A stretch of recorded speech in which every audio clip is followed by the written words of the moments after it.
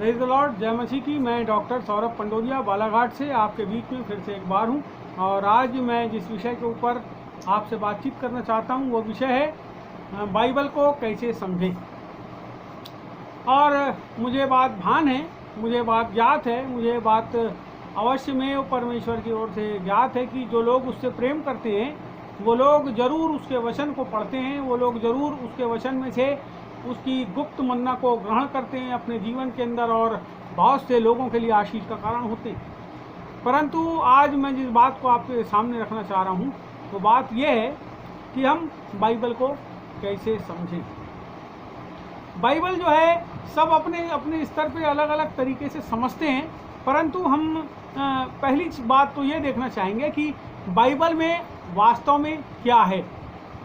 पहली चीज़, बाइबल जो है वो परमेश्वर अपने आप को मनुष्यों के ऊपर प्रकट करने का एक जरिया परमेश्वर ने बनाया है कि वो मनुष्यों को बताए कि मैं तुम्हारा बनाने वाला परमेश्वर, मैंने तुम्हें किस रीति से बनाया, मैं कौन हूँ, मैं क्या हूँ और मैं क्या कर सकता हूँ।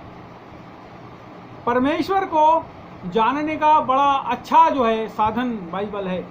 हम परमेश्वर को बाइबल के द्वारा समझ सकते हैं कि परमेश्वर वास्तव में कौन है, परमेश्वर क्या करते हैं, परमेश्वर हमसे कैसा प्रेम करते हैं, परमेश्वर यदि हमारे लिए प्रेम करने वाले हैं तो कैसे वो न्यायी भी हैं, परमेश्वर जो हैं वो कैसे हमारे जीवन को थाम कर चलने वाले हैं, कैसे परमेश्वर हमारे लिए सब रास्तों को सुगम करते हैं। हम बाइबल में इस बात को समझ सकते हैं। तो बाइबल को कैसे समझें?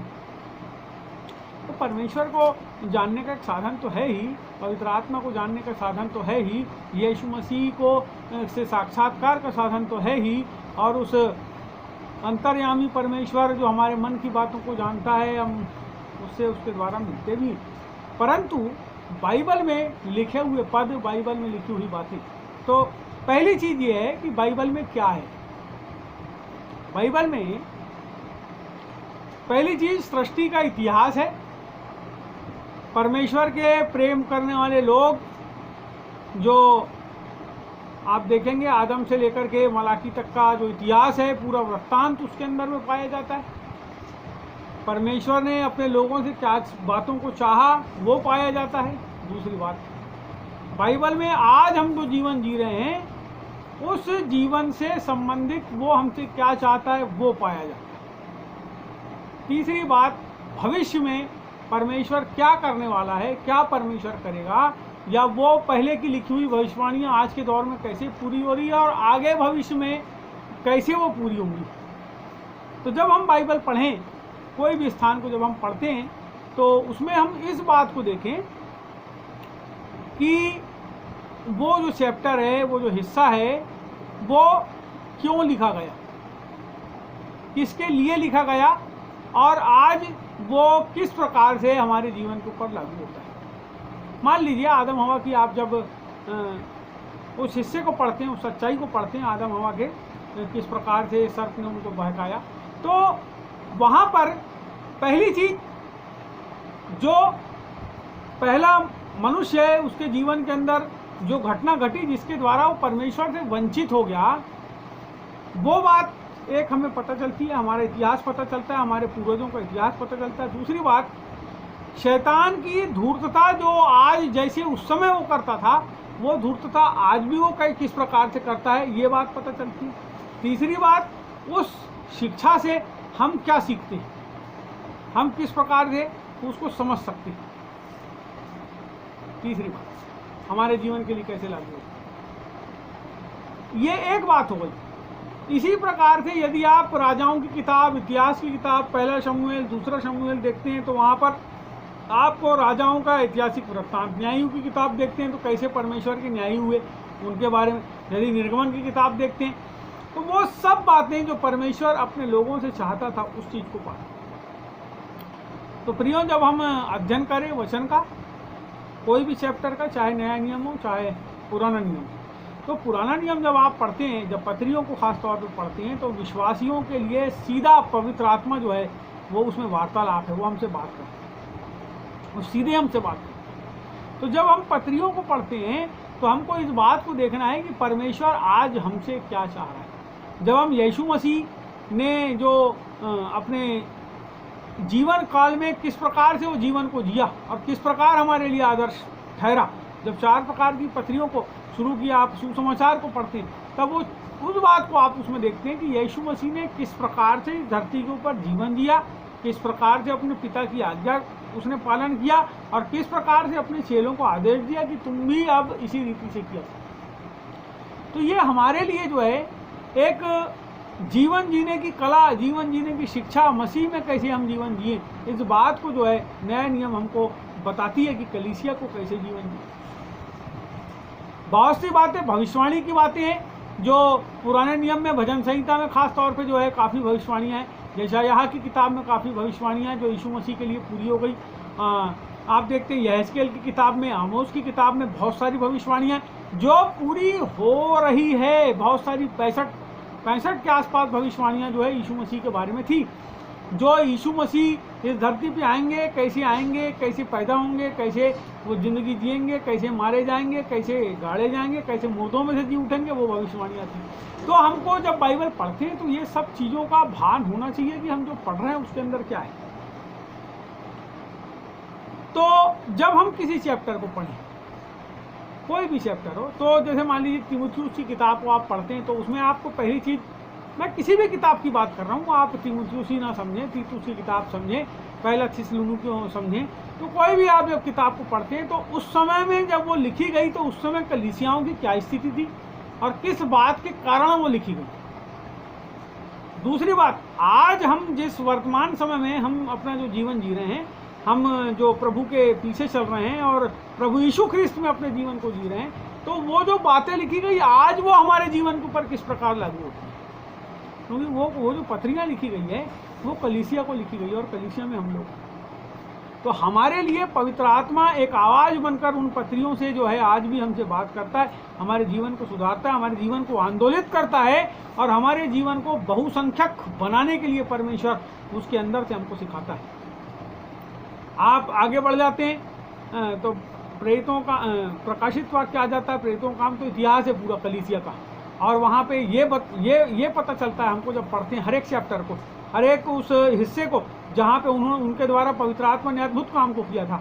जब आप पढ़ते हैं तो वहाँ पे आप पाएंगे कि कैसे परमेश्वर जैसे उनके साथ रहा वैसे ही आपके साथ हो सकता है, कैसे जैसे उनके साथ आश्चर्य कर्म किया वैसे ही आपके साथ आश्चर्य कर्म कर सकता है। तो मेरे प्रियो, अपने आप को तैयार करें, बाइबल को समझें। बाइबल के एक पद को, मान लीजिए कोई भी एक पद, जैसे लिखा है कि परमेश्वर ने इस जगत से ऐसा प्रेम किया, उसको थोड़ा सा जब आप समझेंगे तो थोड़ा सा तोड़ करके उसको समझिएगा। परमेश्वर ने, तो परमेश्वर कौन है, जब आप समझे परमेश्वर कौन है तो चूंकि अब हम जान गए कि परमेश्वर हमारा बनाने वाला है और हमारी माता के गर्भ में हमको बनाया, इसके पहले हमको बनाया, आदम हवा को बनाया, मिट्टी के द्वारा बनाया और उनके जीवन में उसने अपने जीवन की श्वास को फूंक दिया, उनके नथनों में अपने जीवन की श्वास को फूंक दिया। हम इस बात को चूंकि पढ़ करके जान चुके हैं, चूंकि परमेश्वर ने अपने वचन के द्वारा हमारे ऊपर प्रकट कर दिया उस गुप्त भेद की बातों को और हम इस बात को जान पाए। तो परमेश्वर कौन है हम इस बात को जानते हैं। जब किसी को प्रचार करते हैं तो प्रचार करने के पहले हमें खुद उस चीज़ को समझना पड़ेगा।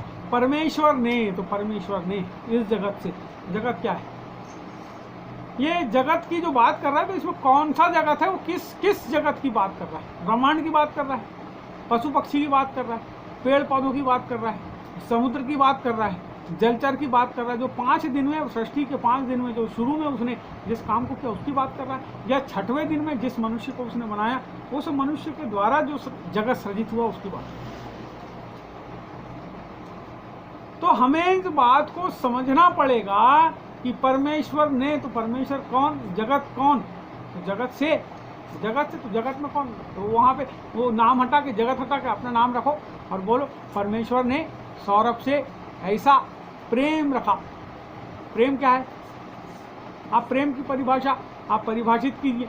अरे हो सकता है आप जैसा प्रेम किसी से करते हैं उसी प्रेम से परिभाषित कीजिए, जैसे आप अपने बच्चों से प्रेम करते हैं उसी प्रेम को परिभाषित कीजिए। परमेश्वर ने जगत से ऐसा प्रेम रखा। कैसा प्रेम रखा कि उसने अपना एकलौता पुत्र दे दिया। अब एकलौता पुत्र कौन है, यीशु मसीह। तो यीशु मसीह कौन था आपको बताना पड़ेगा सामने आगे। वो क्यों इस धरती के ऊपर आया और उसने क्या काम किया। परमेश्वर ने इस जगत से ऐसा प्रेम किया, रखा, क्या किया, रखा, अभी भी रखता है, कि उसने अपना एकलौता पुत्र दे दिया हमें, ताकि जो कोई उसके ऊपर विश्वास करे वो नाश ना हो। अब नाश होना क्या चीज़ है, इस प्रकार से मनुष्य नाश होगा, परंतु अनंत जीवन पाए। तो अनंत जीवन क्या है, कहाँ पर है ये अनंत जीवन, कैसे हमको ये अनंत जीवन मिले। तो एक एक वचन को जब आप, एक एक वचन के शब्दों को जब आप छोटे छोटे हिस्से में जब देखेंगे तो आपको वचन समझ में आएगा। तो ये हो गई वचन की समझ। लेकिन आपको बाइबल के अंदर में इतिहास मिलता है, बहुत बड़ा इतिहास, कलीसिया का इतिहास और पुराने नियम का इतिहास, लगभग 4000 साल का जो इतिहास है पुराने नियम का, और यीशु मसीह के बाद आज तक का 6000 साल का जो है इतिहास, और इसके पूर्व सृष्टि का इतिहास भी बाइबल के अंदर मिलता है, स्वर्गदूतों का इतिहास मिलता है, बहुत सारी चीज़ें बाइबल के अंदर आपको मिलती है। तो मेरा बोलने का मतलब यह है मेरे प्रियो कि हम इसे समझे कैसे। यदि हमें इसे समझना है तो इसके एक एक चैप्टर को आपको ये देखना पड़ेगा ये क्यों किस बात के लिए लिखा गया। जब आप राजाओं का वर्णन पढ़ते हैं तो वहाँ सेना के बारे में लिखा है। तो परमेश्वर ने जब लड़ाई करने के लिए सैनिकों को जाना था इतिहास की किताब में, तो कुछ ऐसे लोगों को चुना गया जो क्या करते थे, दो प्रकार के पानी पीने वाले लोग थे। एक जो थे वो खड़े खड़े जैसे कुत्ता पानी पीता है वैसे पीते थे, और दूसरे जो चुल्लू में भर के पानी पीते थे। तो एक ऐसे थे जो बाएं हाथ से तलवार चलाने वाले थे, बाएं हाथ से बाएं हत्थे थे, ऐसा लिखा है। तो क्यों, क्या करना था, किस चीज़ के लिए जो है उन बातों को लिखा गया। तो हमको उस चीज़ को समझने की आवश्यकता है, और जब हम उसको समझ जाएंगे कि वो जो है ऐतिहासिक पृष्ठभूमि क्यों बनी, तो वो उस समय में ऐसा ऐसा क्यों हुआ, तो आप किसी बंदे को बहुत अच्छे से उस बात को समझा पाएंगे। पहली चीज़, जब आप समझ जाएंगे तब आप दूसरे को समझेंगे।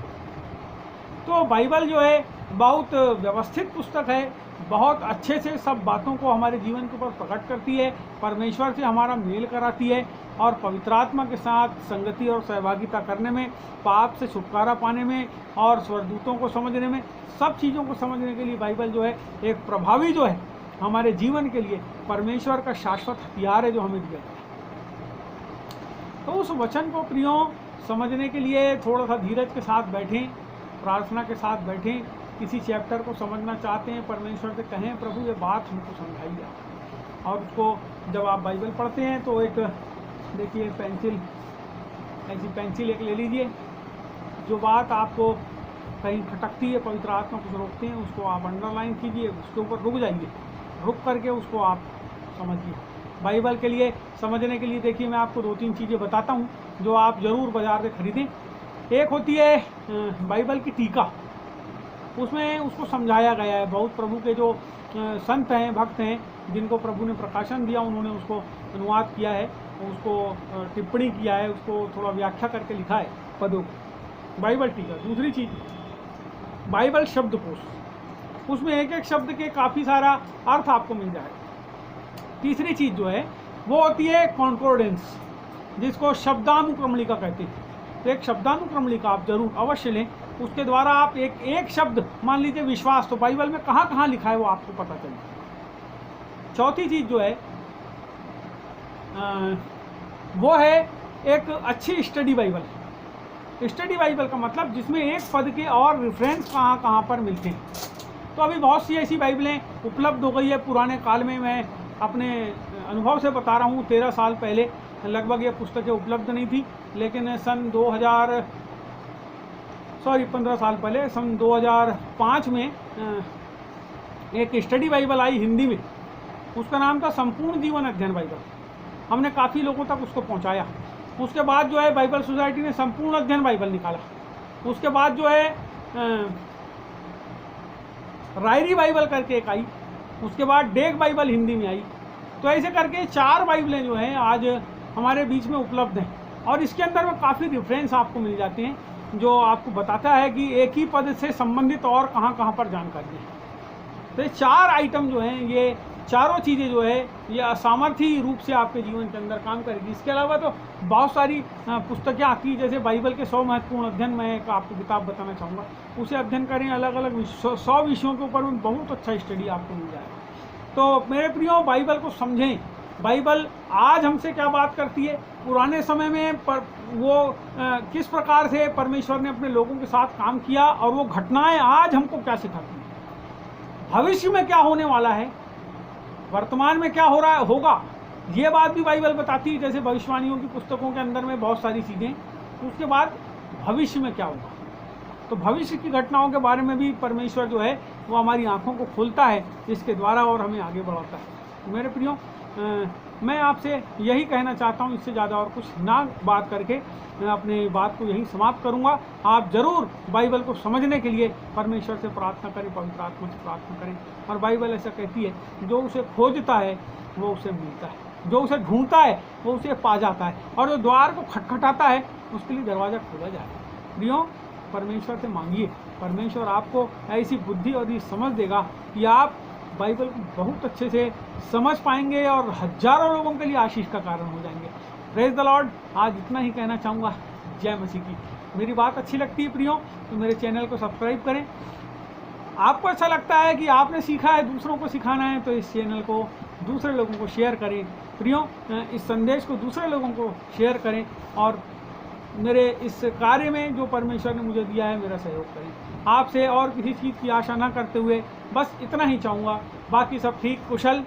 प्रभु यीशु मसीह के नाम में आप सब शुभ, मंगल और आनंदपूर्वक रहें, ऐसी आपसे परमेश्वर से आपके लिए निवेदन करता हूँ। बाकी सब ठीक।